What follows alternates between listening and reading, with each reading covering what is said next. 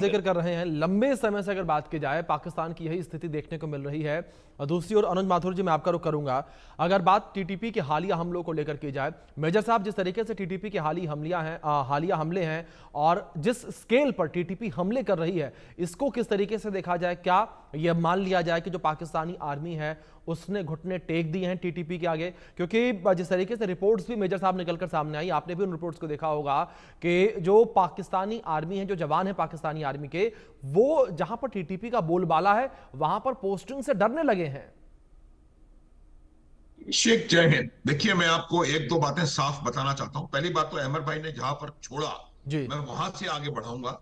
जो पाकिस्तान का नक्शा, जो शेप हम आज देख रहे हैं, जी उस शेप में से लगभग 80% जो लोग हैं वो पाकिस्तान में मिलना नहीं चाहते थे। जी स्टेटमेंट को ध्यान से सुनने की आवश्यकता है। 80% लोग जी जिन्होंने साफ कहा, सीमांत गांधी, खान अब्दुल गफ्फार खां कभी नहीं चाहते थे पाकिस्तान में मिलना।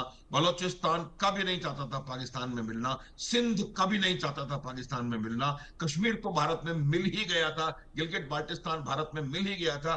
और पंजाब में भी काफी बड़ी पॉपुलेशन परसेंटेज पाकिस्तान में मिलना नहीं चाहती थी। अब आप देखेंगे कि जो इतने सारे पाकिस्तान को ना चाहने वाले लोग हैं, वो आज का पाकिस्तान है। तो मैं ये समझता हूं कि ये जो हालात आज पाकिस्तान में हो रहे हैं, जी उनके लिए पूरी तरह से पाकिस्तान और उससे भी ज्यादा पाकिस्तान की सेना जिम्मेवार है। देखिए, आपको एक बात समझने की जरूरत होती है। आर्मी सिर्फ वही रिजल्ट्स आपको दे पाएगी जो कि एक प्रोफेशनल आर्मी होती है। ये पाकिस्तान की आर्मी एक बहुत ही नॉन प्रोफेशनल आर्मी है, जो कि हम लोग ये बात कई दफा कर चुके हैं अभिषेक आपके चैनल पे। हर काम कर रही है जी अपने काम के अलावा।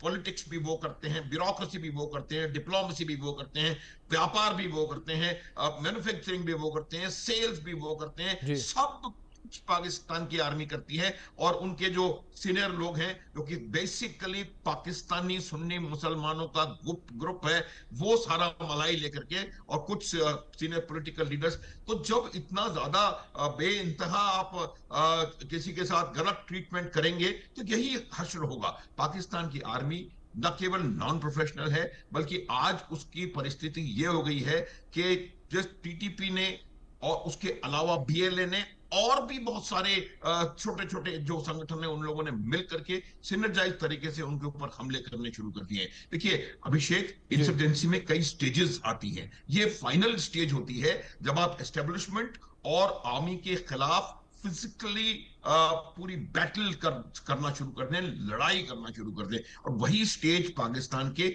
चारों तरफ आ गई है। केपीके और बलूचिस्तान में डेफिनेटली है। सिंध में वैसे हालात बन रहे हैं। पीओजे के में वैसे हालात बन रहे हैं। चारों तरफ से पाकिस्तान मेरे हिसाब से घिरा हुआ है, और पाकिस्तान की आर्मी को पता नहीं पड़ रहा है कि वो क्या करे। अब आप देखिए, मैं एक दो बातें बताता हूं। देखिए, जी आप आफ्टर ऑल पाकिस्तान की आर्मी में कौन है? वहां जी के लोग हैं। जी अब जब उनको लगता है कि उनका लीडर जाकर के उस आदमी के पैरों में घुस जी घुस गया है, जो कि अमेरिका, क्योंकि जो पाकिस्तान के जो आम लोग हैं वो अमेरिका, और खास तौर पे आज के माहौल में जब इसराइल इतना ज्यादा जो भी हो रहा जी है, इसराइल और ईरान के बीच में, इसराइल और गाजा में, तो वो अमेरिका से नेचुरल डिसलाइक खुद है उनके लिए अमेरिका। अब जब उनको लगता है कि उनकी आगे अपनी अपनी मिलिट्री बिल्कुल लीडरशिप उसी अमेरिका से हाथ मिला रही है अभिषेक, तो उनको लगता हो उनका लड़ने का जो माहौल, और उनको ये लगता है कि ये जो टीटीपी वाले हैं, इनका कॉज कहीं ज्यादा बेहतर नजर आ जी रहा है उनको। जी इससे क्या होता है कि पाकिस्तान की आर्मी का जो लड़ने का जज्बा है, कहीं ना कहीं वो मिसिंग है। और इसी वजह से आप देखेंगे 307 हमले एक महीने में कहीं सुनने में नहीं आता। ये बिल्कुल कोई इतने हमले तो एक्चुअल लड़ाइयों में नहीं हुआ करते अभिषेक। तो ये एक इतनी ज्यादा इनको इनको अपने आप में कॉन्फिडेंस आ गया है, और इतना ज्यादा इनको पाकिस्तान की आर्मी में कॉन्फिडेंस है कि वो कुछ नहीं कर सकते। इस वजह से आप देख रहे हैं कि लगातार हमलों की संख्या, हमलों की इंटेंसिटी, हमलों की क्वालिटी, और नुकसान जो पाकिस्तान की आर्म फोर्सेस पे हो रहा है, वो बढ़ता जा रहा है।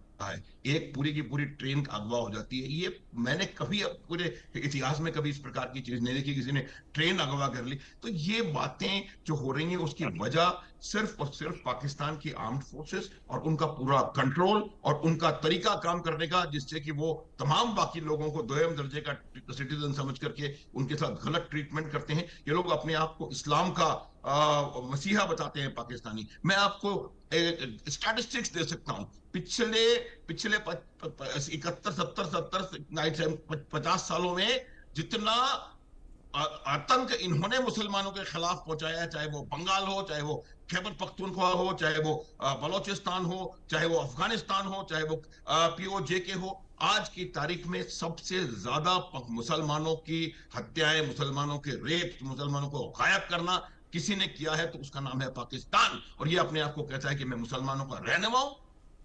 तो ये बात हमको समझने की आवश्यकता है, और जब ये बात समझ में आएगी तो जी आपको नजर आएगा कि किस प्रकार से पाकिस्तान की आर्मी इनका मुकाबला नहीं कर पा रही। अभिषेक। बिल्कुल सर, जिस तरीके से आपने जिक्र किया, जाहिर तौर पर पाकिस्तान